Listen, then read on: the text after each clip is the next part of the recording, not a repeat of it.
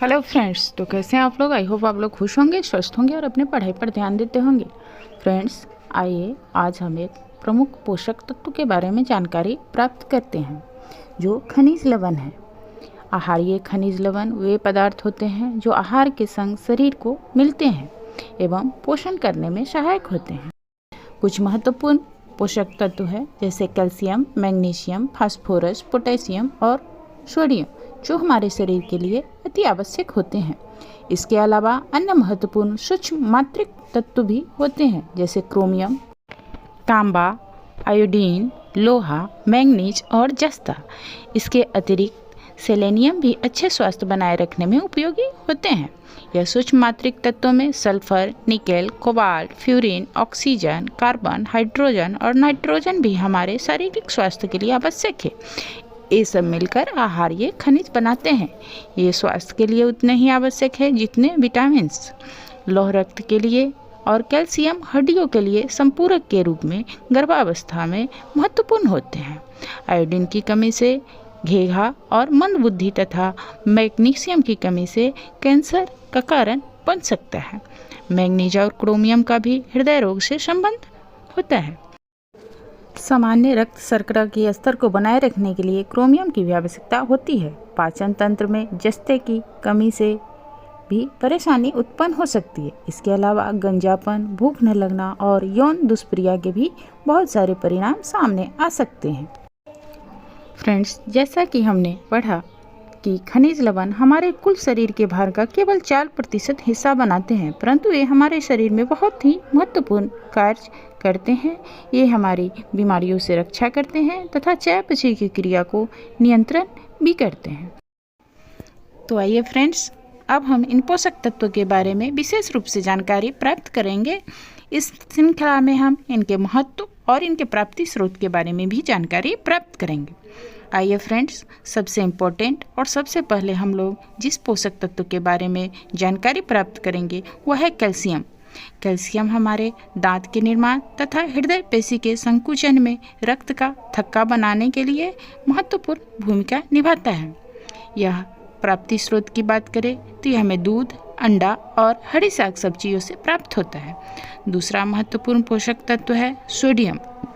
शरीर में रक्त तथा लिम्फ का महत्वपूर्ण घटक तंत्रिका कोशिकाओं में संवेदना के परिवहन के लिए सोडियम आवश्यक होता है। इसका प्राप्ति स्रोत की बात करें तो यह हमें सामान्य नमक, दूध और साग सब्जियों में प्राप्त होते हैं। फ्रेंड्स, अगले पोषक तत्व के बारे में जो हम जानकारी प्राप्त करेंगे वह है पोटेशियम। यह अंतरकोशिकीय परासरण, दाव, तंत्रिका संवेदना के संवहन में भी आवश्यक होता है। यह हमें मीट और हरी साग सब्जियों से प्राप्त होता है। इसके अलावा फल फूलों में भी हमें पोटेशियम प्राप्त होते हैं। आयोडीन, यह थायरॉक्सिन हार्मोन के निर्माण के लिए बहुत ही जरूरी होता है। यह हमें समुद्री खाद्य नमक से प्राप्त होता है। सल्फर, यह बाल, नाखून तथा त्वचा का एक घटक है। यह हमें अंडा, मछली, मांस और हरी साग सब्जियों में प्राप्त होता है। आगे हम क्लोरीन के महत्व और उसके प्राप्ति स्रोत के बारे में जानकारी प्राप्त करेंगे। क्लोरीन शरीर के विभिन्न तरलों के परासरण दाव को नियंत्रित करता है और यह हमें दूध एवं नमक में प्राप्त होता है।